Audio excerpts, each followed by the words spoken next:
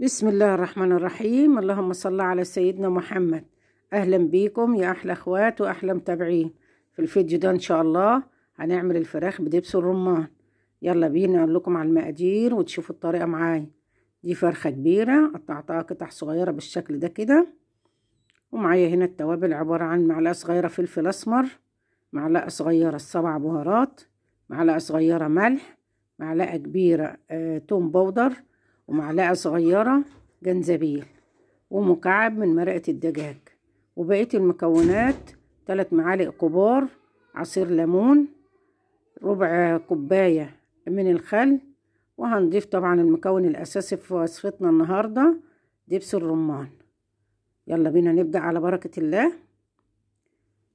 بضيف التوابل كلها على الفراخ وهقلبهم مع بعض كده تقليبة حلوة. طبعا الفراخ انت تعملي اللي انت عايزاه، كتير قليل زي ما تحبي. دي فرخة هتقضي 5 افراد كويس قوي. وطبعا الفراخ لازم تقطعيها قطع مناسبة كده صغيرة علشان تستوي معاكي حلو كلها زي بعضيها. بعد ما ضفت مرقة الدجاج بقلبها بقى تقليبة حلوة كده علشان كلها تاخد من المكونات بتاعة التوابل. بتركنيها في التلاجة لمدة 3 ساعات أو 4 ساعات، أو ممكن تعمليها من بالليل وتبيتيها تاني يوم الصبح وتعمليها. بنضيف عصير الليمون وبنضيف الخل وبتتقلب بقى بالشكل ده كده تقليبة حلوة.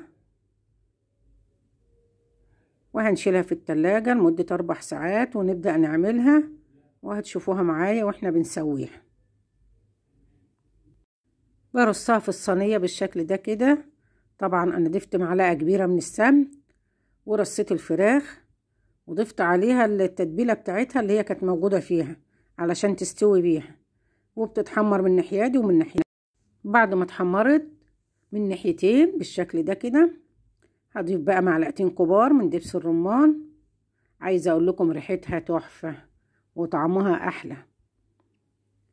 اعملي الفراخ بالطريقة دي هتعجبك قوي. اضيف معلقتين كبار وبقلبهم مع بعض كده بقى تقليبة حلوة لمدة 2 دقيقتين، وبعدين هنغرفها. طريقة حلوة قوي لعمايل الفراخ وتغيير، نوع من انواع التغيير.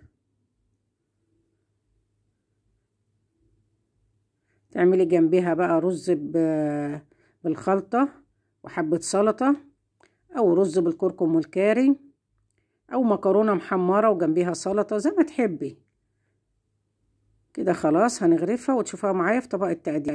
ودي الفراخ بعد ما غرفتها زي ما انتوا شايفين شكلها حلو وريحتها حلوة وطعمها احلى. بتمنى لو الفيديو عجبكم تعملوا لايك وشير وتشتركوا في القناة عشان يوصلكوا كل جديد. اشوفكم على خير الفيديو الجاي ان شاء الله.